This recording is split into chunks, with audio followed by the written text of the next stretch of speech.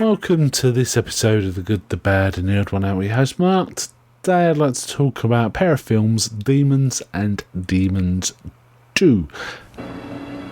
The preview you are about to watch is for a movie that is unlike any you have ever seen before. It is for a movie that goes beyond temporary fear to everlasting terror. It is a movie called Demons. Yes, the demons are coming, and they're coming for you. Warning, if you have the courage to see demons, sit near an exit. Otherwise, you might never get out. In your theater, who will survive the touch of the demons, and who will not? Demons, with music by Billy Idol, Motley Crue, The Adventures, Rick Springfield, and Saxon. This is no dream. This is happening right now. And it could be happening to you. Demons. They will make cemeteries their cathedrals, and the cities will be your tombs. Will you survive it? Demons.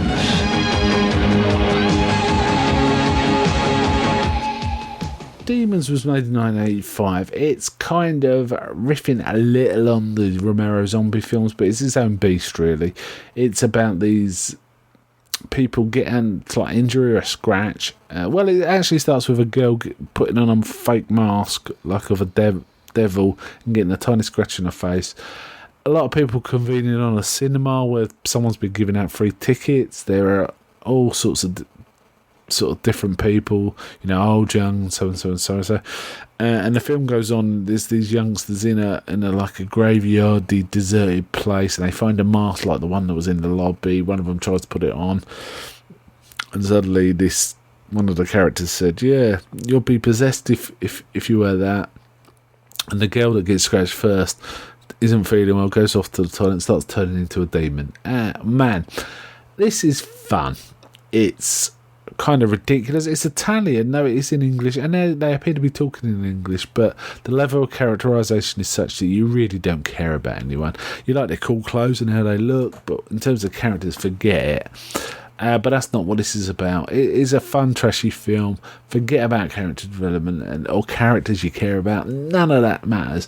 What you do get is a fantastic score, a great early 80s sort of metal and synth score, great costume design, and some really, really quite good practical effects. There's effects here where you see in close up people's mouths and their teeth are falling out because there's pointy teeth growing underneath them and pushing their current teeth out and all this sort of stuff. It's a right load of old tosh, really, and it doesn't quite.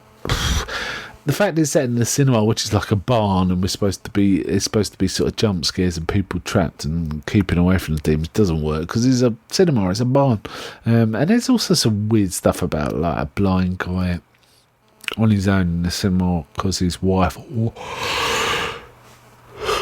don't know if it's wife or his girlfriend or whatever, has left him because she's off snogging another guy, which has nothing to do with anything. But it goes on and on and on, and like it gets less and less people we care about, and then it gets to a final two who kind of escape, and then there's a twist. Basically, demons have overrun the city, that they've gone outside the cinema, and there's more. Oh, there's punks in it and weird stuff with razor blades and on breasts, and I don't know what that was all about. The actual practical effects are kind of fun. There's loads of blood and green slime and fluid. It's a very fluid film. There's lots of bloody or green kind of stuff flying about and dripping and all this. It's kind of fun. Good fun. Definitely worth seeing. I'd give it 7 out of 10, and I think I'm being a bit mean there. It was kind of well put together. Okay, the sequel, Demons 2. Let's listen to the trailer for that. Hey, wait! There's something weird here.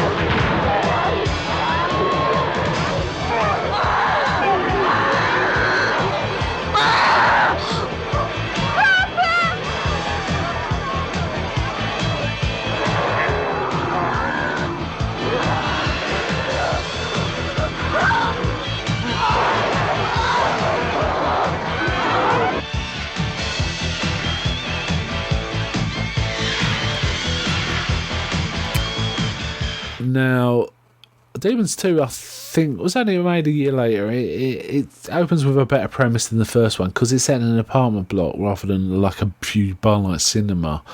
And for that reason, it kind of reminded me a bit of Shivers, which happens in a big sort of isolated tower block. But however, saying that, the premise is better, but it's not quite as much fun. I preferred the first one.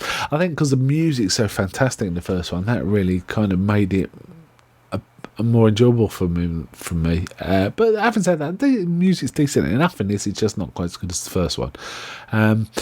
However, I did actually engage with at least a couple of the characters in this, way more than in the first one. There was a pregnant woman in peril, and alright, she was a decent enough actress, but there's something about Italian cinema that you just don't get it.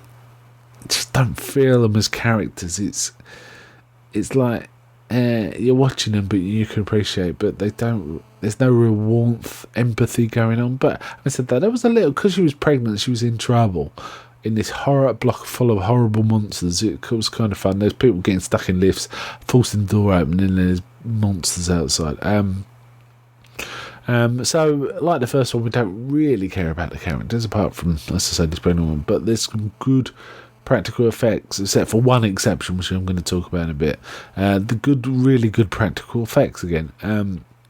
There was one bit where the pregnant woman was attacked by this little kid demon that I thought was really good, started really well. It reminded me a bit, there's a film called Trilogy of Terror where this woman gets terrorised by this little voodoo doll.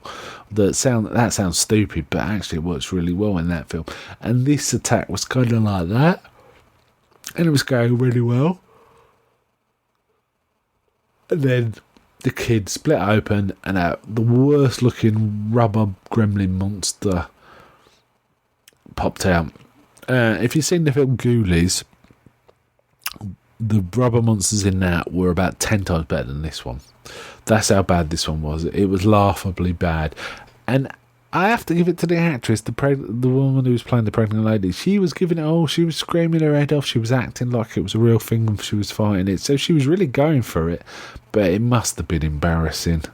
And there was also another scene that I found quite touching that got to me in a way that none of the other characters or what was going on did, which was there was a mother and a young daughter, and the mother realised she was starting to be possessed. She was getting like creepy marks on her neck to indicate she was possessed or going to be taken over by a demon, and she has a really desperate look in her eye, and there's a bloke there, and she basically begs him to help her. He's holding a shotgun. She means kill me, but she won't say that in front of her. She's saying, help me, help me.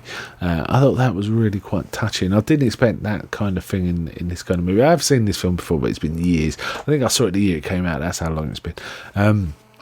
So overall, not as good as the original, but had its moments. There was some kind of cool stuff in there. A load of bodybuilders were fighting with the demons in this one. It was kind of fun. And overall, not bad. Good pair of films to catch and watch. Demons in particular, I really enjoyed and it's worth seeing. I think I saw these on Love Film, which is a UK streaming service. Don't know if it's on Netflix, but if you can catch them, try and catch them as soon as you can. They're both worth a watch. Okay, bye from me.